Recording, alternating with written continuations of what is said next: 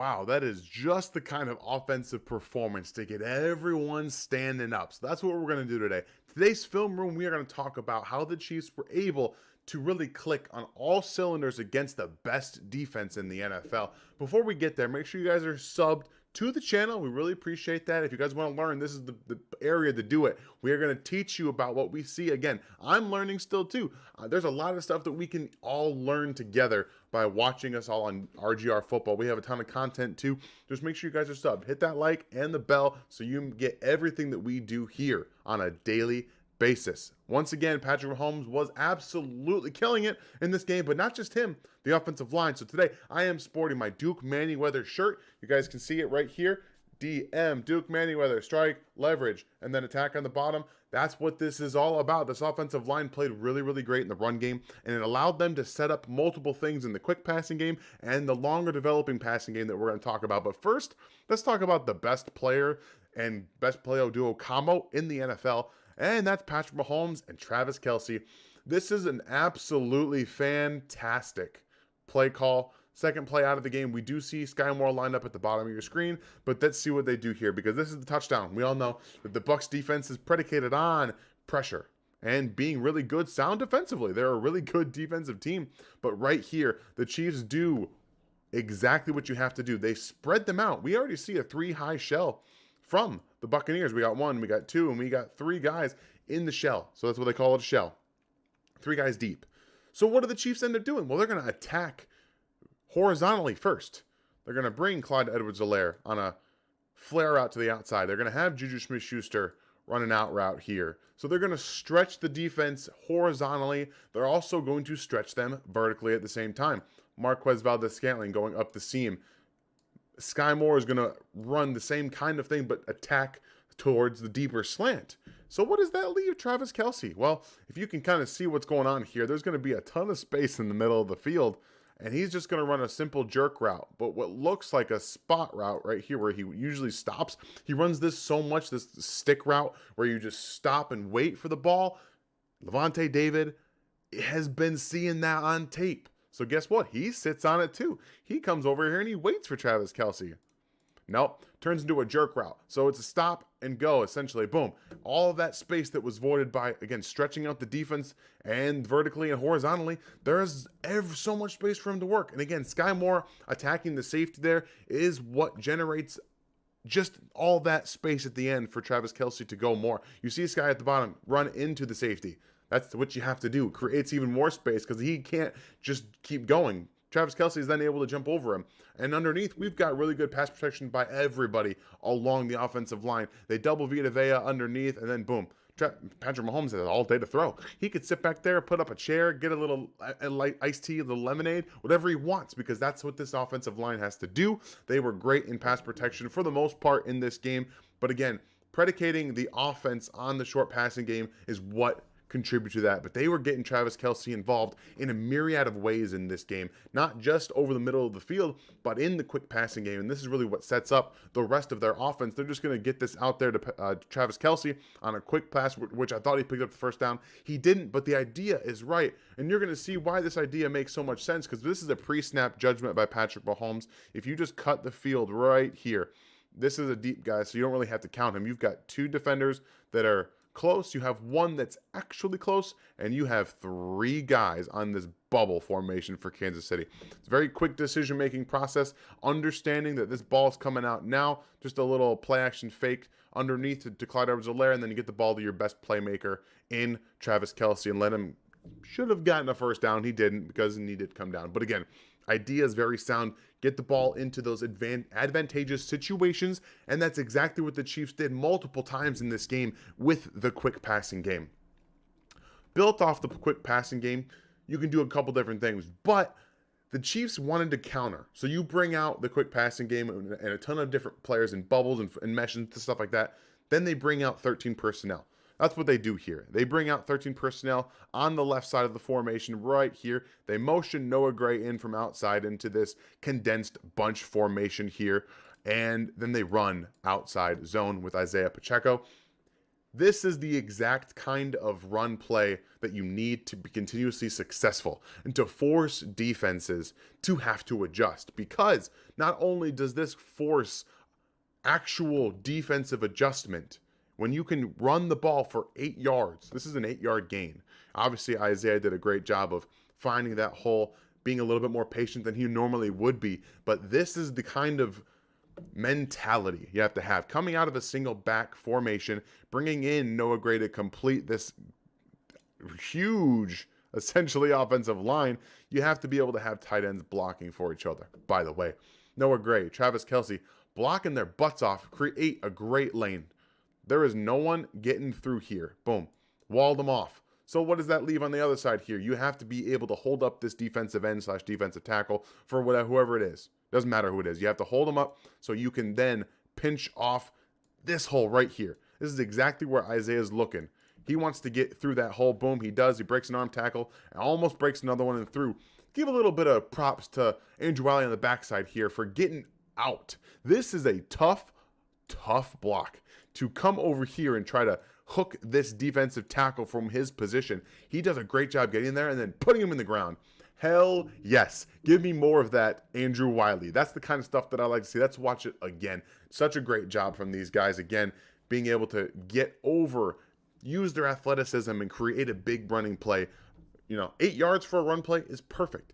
It's so good. We always talk about averaging run yards per attempt. Over 5 is really good. That was an 8 yard gain. You can keep doing that. You can grind that out. You can create plays like this, which is an exact replica off of it. You have Noah Gray off to the bottom. You bring him in. You motion him in. That shows the defense. Okay, this time, the last time they did this, they ran the football. Only this time, they bring a little counter to it. They actually go the opposite direction with Clyde Edwards-Helaire and bring a play action fake off of it and open up a ton of space on the opposite side of the formation. They tried a little weak zone with Clyde. Okay, so that's what this is. A weak zone implying weak to the right side of the formation. Okay.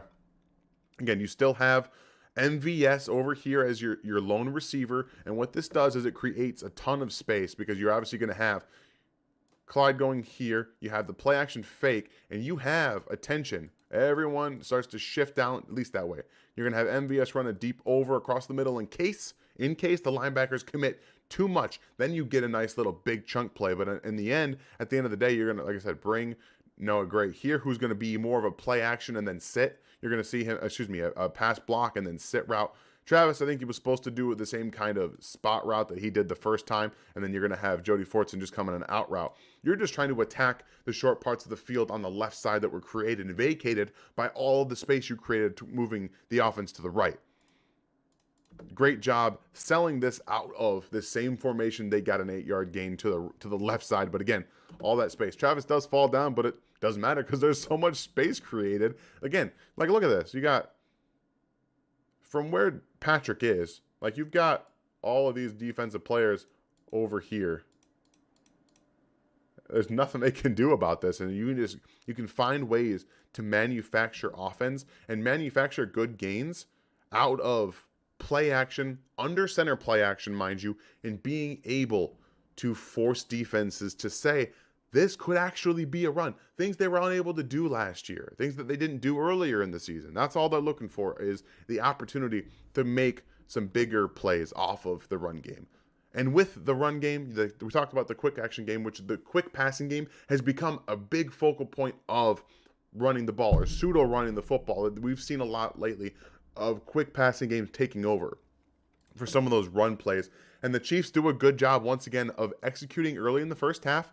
And they give a little pump fake to Juju Smith-Schuster on just a little flare to the flat, and then they hit MVS down the field. They hit him earlier in this game for a big play down the seam, down the pipe in between those two safeties. That was a great throw by Patrick Mahomes. This is a great play design using an orbit motion from Juju Smith-Schuster. This is one of two things. You just need an orbit motion here, and you're going to have them set this up like it's a block, but it's a block. But really, what MVS is going to do is he's going to work off his player, off the defense, and use this as a wheel route. Great sell job up front, right there. Boom. So I'm going to come at you and block. No, I'm going to go right by you, and there's nothing you can do about it. Absolutely great execution. Again, execute. That's a big part of this entire week's plan against the Tampa Bay Buccaneers. They executed at one of the highest levels I think I've ever seen their offense execute.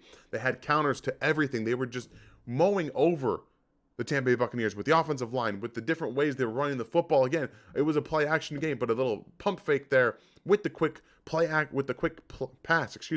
quick passing game set up that whole thing, and MVS gets downfield. This was probably my favorite counter to everything, because it's something the Chiefs don't do a whole lot. This is kind of like a speed option where you have the defense mugged up there, and Patrick just takes it. He's like, I see this hole. I'm going. I don't need to pitch this. I'm going to take this, because the defensive end commits to Travis Kelce, okay? Right here. We got this guy who's just going to run with Travis Kelce as he's doing that. That's what he's going to do.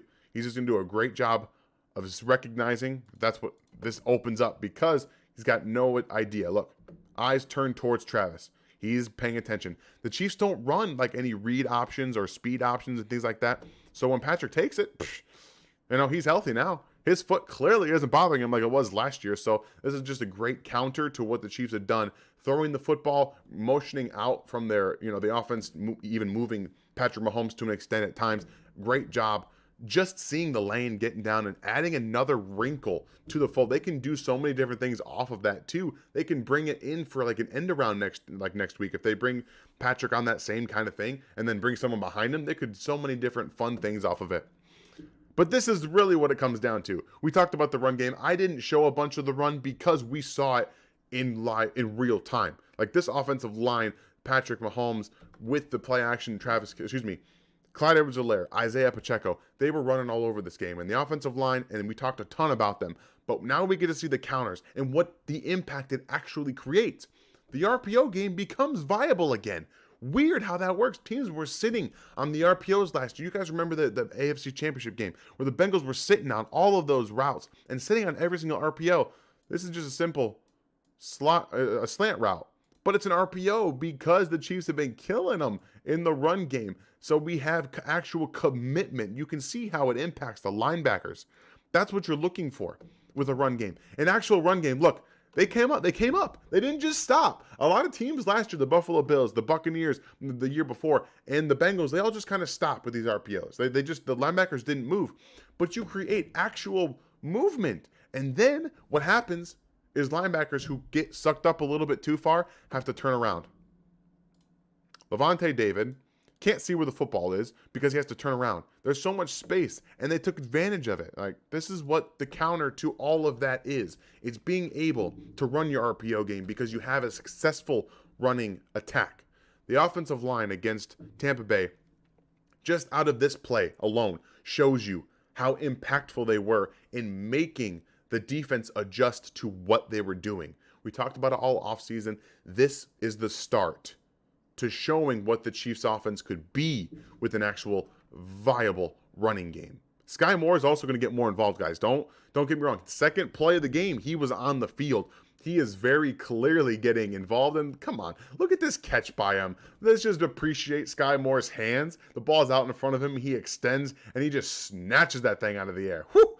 That just gets me excited. I don't know about you guys. I'm really excited to see him in this offense evolve even more. Again, run game, quick passing game. You execute early on in games, you can do whatever you want to. They hit down the middle of the field. They hit MVS on that wheel route to the right off the pump fake. They did so much in this game, executing, creativity, and actually having counters off of everything that they did. One of the counters that I didn't show, but I would like to talk about, is the using the Devin White as the spy. We saw Patrick kind of get to that, but then they had the quick passing game. The multiple times when you have the spy on those third down, and you have a spy, it's an extra defender in the box. They threw it to Juju Smith-Schuster on that screen, getting Joe Thuney out there, and they just ran for a first down. These are kind of things that really help the offense continue to move, not get stagnant. And again, they even ran the ball inside the 2-yard line for a touchdown. These kind of things can all make the offense go. That's why I'm super excited about what we're going to see in Kansas City. If this offensive line, this mentality stays intact, all of these things that we just saw, the RPO game, the bubble screens, all the quick passing game stuff, you can build an entire replica of counters and different types of plays off of them. I can't wait to see what they do. The 13 personnel is back. It looks like they're going to be using it effectively and impactfully, and that's what we're looking for, guys. So I'm excited. I hope you guys are excited because this was a lot of fun. I'm looking for this kind of execution on a weekly basis. Maybe not to this exact extent because it's so hard to have that level every single week, but you still have to be able to run the ball. They have to come out again against the Raiders and run the football just like they did against the Buccaneers. Every team, you have to run that way, and you have to be able to build off of it. Maybe not 37 runs. I don't expect Andy Reid to get that way, but it was very obvious that he was looking for something in this game. So I hope you guys enjoyed this. Make sure you guys are subbed. If you're new, hit that sub button. We're trying to drive those subs this year, get up to 35 to 40K. Would love to have you guys around for the rest of the season and all the seasons to come. I hope you guys have a great day, and I'll see you next time. Thanks for watching this video from the team at RGR Football. Click these videos to see more and subscribe to RGR Football.